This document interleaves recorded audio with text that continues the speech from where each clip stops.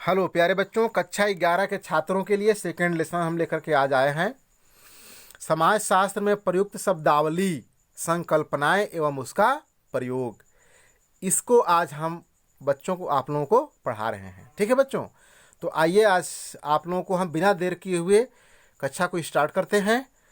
ठीक है बच्चों, एक छोटा सा आप लोगों को सूचना है कि जो बच्चा अब तक एडमिशन नहीं कराया होगा वे सब तत्काल आकर के आप लोग एडमिशन करा लीजिए और हम लोग के शिक्षण ग्रुप से अपना व्हाट्सअप नंबर दे करके हम लोगों से जुड़ जाइए। ठीक है प्यारे बच्चों, और जो बच्चा एडमिशन अब तक नहीं करा पाया होगा, अगर आपके आस पड़ोस या मित्र कोई लोग एडमिशन करने से बच गए होंगे, उन लोगों को भी तत्काल सूचना करके आप लोग एडमिशन करवा दीजिए और अपना एडमिशन भी करा लीजिए। ठीक है प्यारे बच्चों, तो आइए आज आप लोगों को हम दूसरा पाठ शुरुआत करते हैं। जो मोस्ट इम्पोर्टेंट क्वेश्चन है इसका है, समाज शास्त्र में हमें विभिन्न विशिष्ट शब्दावली और संकल्पनाओं के प्रयोग की आवश्यकता क्यों होती है, ये सब आइए हम लोग जानते हैं। ठीक है, प्रत्येक विषय की एक शब्दावली होती है। यह शब्दावली कुछ विशिष्ट संकल्पनाओं के रूप में होती है।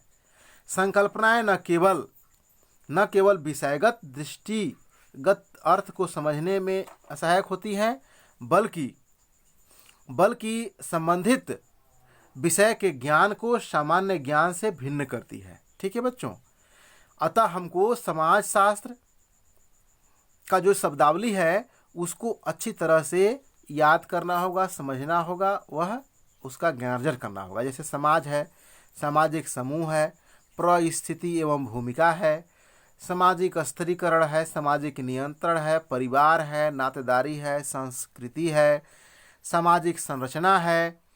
ठीक है, और यही नहीं, समाज शास्त्र में प्रयोग की जाने वाली संकल्पनाएं हैं जो तमाम समाज शास्त्र के विषय सामग्री को समझने के लिए उपयोगी हैं, जिसको प्रत्येक बच्चे को पढ़ना चाहिए और समझना चाहिए।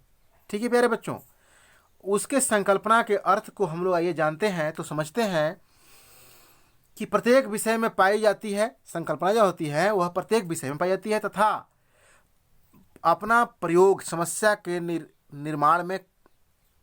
समस्या का निर्माण करने और उसके समाधान के लिए किया जाता है। किसका प्रयोग? उपयुक्त शब्दावली का।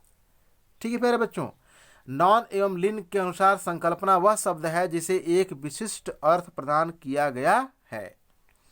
इस तरह से हमारे विद्वानों ने भी शब्दावली पर जोर दिया है, जिसको प्रत्येक बच्चे को जान लेना चाहिए। ठीक है, तो आइए जो मोस्ट इंपॉर्टेंट इससे बन जा रहे हैं उसको ही हम लोग बता देते हैं। अब आइए, ये तो आप लोगों को हो गया, अब आगे देखते हैं इसका अगला जो प्रश्न है, सामाजिक नियंत्रण क्या है? क्या आप सोचते हैं कि समाज के विभिन्न क्षेत्रों में सामाजिक नियंत्रण के साधन अलग अलग होते हैं? इसको आइए जानते हैं। प्यारे बच्चों, यह बहुत ही मोस्ट इम्पोर्टेंट क्वेश्चन है। यह क्वेश्चन आप लोगों के एग्जाम के लहजे से, एग्जाम के तरीके से यह तैयार किया गया है, तो इसको आप लोग बड़े ही ध्यान से पढ़िएगा और समझने का प्रयास करिएगा। तो आइए हम आप लोगों को बताते हैं कि सामाजिक नियंत्रण समाज शास्त्र में सर्वाधिक प्रयोग की जाने वाली संकल्पनाओं में से एक है। इसका कारण यह है कि कोई भी समाज बिना नियंत्रण के अपना अस्तित्व अधिक देर तक बना करके नहीं रह सकता, क्योंकि किसी भी समाज को नियंत्रित करने के लिए कानून व्यवस्थाएं होती हैं। यही नहीं, कुछ रीतियां और प्रथाएं होती हैं, जो प्राचीन समय से जो पूजा पाठ, धर्म, कर्म कांड जो बने हुए होते हैं, वे सब कहीं न कहीं से सामाजिक नियंत्रण के संसाधन ही होते हैं। इसको हमें प्रत्येक लोगों को अच्छी तरह से जान लेना चाहिए। मनुष्य को मनचाहा व्यवहार करने से रोकने तथा समाज को व्यवस्थित रखने के लिए सामाजिक नियंत्रण का होना बहुत ही महत्वपूर्ण है। आइए सामाजिक नियंत्रण के अर्थ को हम लोग जानते हैं। सामान्य शब्दों में प्रत्येक व्यक्ति को समाज द्वारा मान्य आदर्शों एवं प्रतिमानों के अनुसार अपने को ढालना पड़ता है तथा उसी के अनुसार वह व्यवहार को आचरण करने के लिए बाध्य होना पड़ता है। यह बाध्यता ही सामाजिक नियंत्रण कहलाती है। अर्थात कहने का मतलब कि समाज में अगर कोई चोर है, गुंडा है या बदमाश है, किसी तरह का भी व्यक्ति हो, अगर समाज में अव्यवस्था उत्पन्न कर रहा हो तो सामाजिक नियंत्रण के अंतर्गत जो हमारे समाज के जो रूल एंड रेगुलेशन बने हुए हैं उसके अंतर्गत सामाजिक दबाव के द्वारा या कानूनी व्यवस्था के द्वारा हम उसके व्यवहारों पर नियंत्रण लागू करते हैं, वही हमारा सामाजिक नियंत्रण कहलाता है। ठीक है प्यारे बच्चों, तो आइए आगे देखते हैं। गिलिन एवं गिलिन महोदय ने कहा कि सामाजिक नियंत्रण सुझाव, अनुनय, प्रतिरोध और प्रत्येक प्रकार के बल प्रयोग, जिससे शारीरिक बल भी सम्मिलित है, जैसे उपायों की राह व्यवस्था है, जिसके द्वारा समाज अपने अंतर्गत उप समूहों वे सदस्यों ने स्वीकृत आदर्शों के माने हुए प्रतिमानों के अनुसार ढाल देता है। ठीक है, तो कहने का मतलब कि यही सब संसाधन है जिसके द्वारा समाज में नियंत्रण बना रहता है। ठीक है बच्चों, तो यूँ कह लीजिए कि समाज में नियंत्रण बहुत ही इम्पोर्टेंट और महत्वपूर्ण है। सामाजिक नियंत्रण का तात्पर्य ऐसी सामाजिक प्रक्रियाओं, तकनीकों, रणनीतियों से है जिसके द्वारा व्यक्ति या समूह के व्यवहारों को नियंत्रित करता है और नियंत्रित करके उसको अपने अनुसार बनाने का प्रयास करता है। ठीक ना। हमारे समाज में अनौपचारिक सामाजिक नियंत्रण व्यक्तिगत, अशासकीय एवं असंहिताबद्ध होता है। यह अलिखित होता है तथा उसके विकास समाज में धीरे धीरे तथा अपने आप हो जाता है। ठीक ना। इसमें मुस्कान, चेहरे की बनावट, ठीक ना, बनाना, शारीरिक भाषा, आलोचना, उपहास, हंसी या किसी की आलोचना करके, धर्म, परिवार, जनरीतियाँ, रूढ़ी, प्रथाएं, नैतिक आदर्श, पुरस्कार इत्यादि अनौपचारिक नियंत्रण के महत्वपूर्ण संसाधन है, जिसके द्वारा हम प्रयोग करके हम किसी भी व्यक्ति को अपने समाज के अनुसार चलने के लिए विवश कर सकते हैं। ठीक ना। किसी के हंसी उड़ा करके भी, किसी के कार्यों का हंसी उड़ा करके भी उसको हम उसके व्यवहारों को, बढ़ते हुए मनोबल को हम थोड़ा सा उसको नीचे कर सकते हैं, या उसकी आलोचनात्मक हंसी उड़ा करके या हंसी उत्पन्न करके या उसका उपहास बना करके हम चाहें तो उसके व्यवहारों को नियंत्रित कर सकते हैं। अर्थात जितने भी बताए गए हैं ये सब, ठीक ना, इसको हम लोग प्रयोग करके हम समाज में नियंत्रण कर सकते हैं। ठीक है प्यारे बच्चों, तो कहीं ना कहीं से समाज में नियंत्रण लागू करने के लिए सब चीज़ें व्यवस्थित रूप से चाहिए होती हैं। ठीक है, आगे देखते हैं, आगे जानते हैं। क्रियाकलाप आधारित प्रश्नोत्तर के अंतर्गत हमारा है कि क्या विकास के लिए लोकतंत्र एक सहायता अथवा एक रुकावट है? इसको आइए हम लोग जानते हैं। ठीक है, समाज में सभी व्यक्ति एक समान सोच नहीं रखते। उनके दृष्टिकोणों एवं धारणाओं में काफ़ी अंतर पाया जाता है। एक अच्छे समाज के निर्माण के लिए विभिन्न दृष्टिकोणों एवं धारणाओं के बारे में चर्चा के परिणाम स्वरूप बनी सहमति अनिवार्य होती है। विकास के लिए लोकतंत्र की भूमिका एक ऐसी ही धारणा है जिसके बारे में मतभेद पाए जाते हैं। ठीक है बच्चों, इसलिए हमको यह जान लेना अति आवश्यक है कि जाति, प्रजाति, धर्म, लिंग इत्यादि जन्मजात गुणों के आधार पर भेदभाव नहीं किया जाना चाहिए, जिससे हम समाज में अव्यवस्था उत्पन्न न कर पाए। ठीक ना।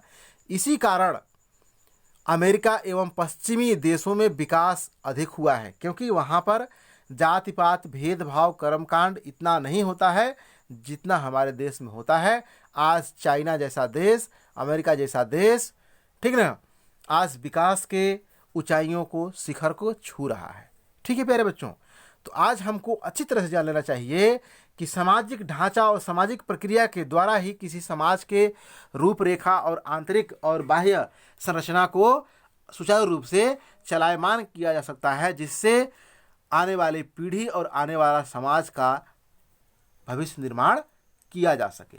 ठीक है, आगे आइए देखते हैं हम लोग। ठीक ना, आइए देखते हैं। समाज के प्रभावशाली हिस्से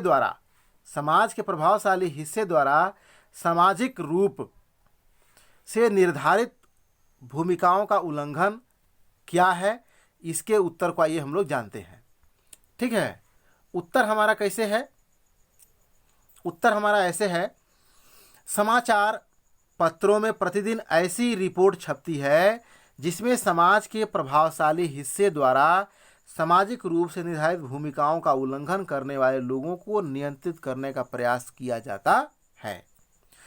पुलिस द्वारा लड़कियों से छेड़छाड़ करने वाले लड़कों के विरुद्ध दंडात्मक कार्रवाई होती है। समाचार पत्रों में प्रकाशित रिपोर्ट इसी का उदाहरण है। इसे दंड इसलिए दिया जा रहा है अथवा दंड देने का प्रयास किया जा रहा है ताकि वे अपनी निर्धारित भूमिका का उल्लंघन या अतिक्रमण न कर सके। कई बार तो अनेक सामाजिक संगठन ही पुलिस की इस भूमिका को निभाना प्रारंभ कर देते हैं। अगर पुलिस नहीं सक्रिय हो पा रही है तो कई ऐसे वॉलंटियर इंस्टीट्यूट हैं, कई ऐसे स्वयंसेवी संस्थाएं हैं जो पुलिस के या सरकार के कार्यों को करती है। ठीक है प्यारे बच्चों, अगर कोई बाढ़ पीड़ित व्यक्ति को सरकार अगर सुरक्षा नहीं मुहैया करा पा रही है तो मानवता के अनुसार, मानव में मानवीय गुणों के अनुसार कुछ ऐसे मानव और संगठन या मानवाधिकार संस्थाएं होती हैं जो मानव के भलाई के लिए उस बाढ़ पीड़ित लोगों के लिए सुविधा मुहैया कराती है और उसके जीवन को पटरी पर लाने का प्रयास कराती है।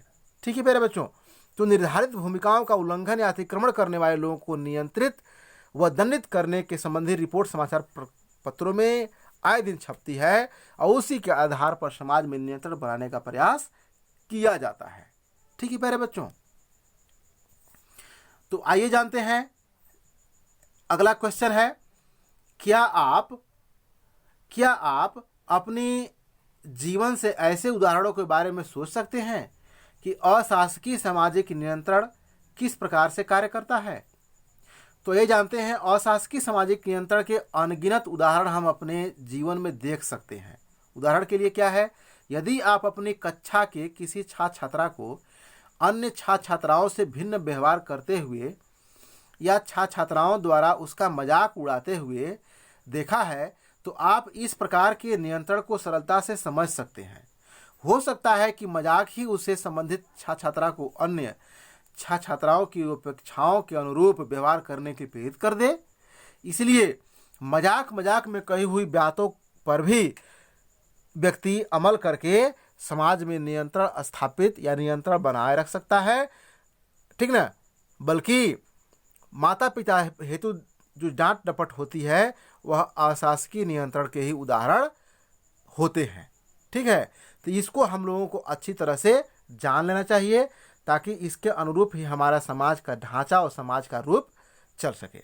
ठीक है बच्चों, तो आइए, यह आप लोगों के लिए हो गया। हो सकता है डांट डपट उसे गलत कार्य करने से रोकने में सहायक हो। ठीक है बच्चों, तो इस तरह से आप लोगों के लिए यह प्रश्न का जो उत्तर था वह बन गया। इसको आप लोग अच्छी तरह से पढ़ लीजिएगा और समझ लीजिएगा।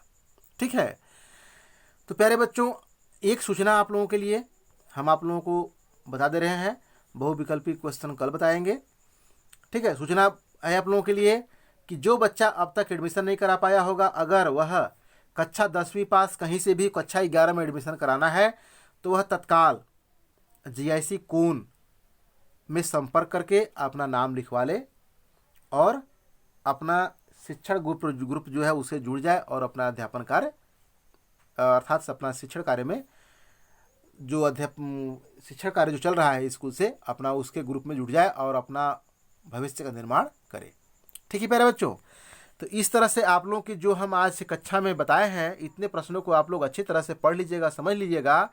और किसी भी क्वेरी या समस्या के लिए जानना हो तो हमारा व्हाट्सअप नंबर 9695266618 पर आप लोग कॉल करके अच्छी तरह से जान सकते हैं। ठीक ना, और अपना एडमिशन सुनिश्चित करा सकते हैं। ठीक है प्यारे बच्चों, तो आइए आज की कक्षा को इतने में ही समेटते हैं। कोई भी समस्या के लिए आप हम लोगों से बेझिझक हमारे वीडियो के डिस्क्रिप्शन में भी कमेंट करके कमेंट बॉक्स में भी आप बात करके हमसे पूछ सकते हैं और जानकारी हासिल कर सकते हैं। प्यारे बच्चों, एक छोटा सा रिक्वेस्ट है, आप मेरे चैनल को सब्सक्राइब कर लीजिएगा ताकि आपको सबसे पहले मेरे वीडियो का नोटिफिकेशन मिले और आप अपने पढ़ाई के कार्य को अच्छी तरह से कर सके। ठीक है बच्चों, तो आज की कक्षा को समेटते हैं। ओके बच्चे, बाय बाय, चलते हैं।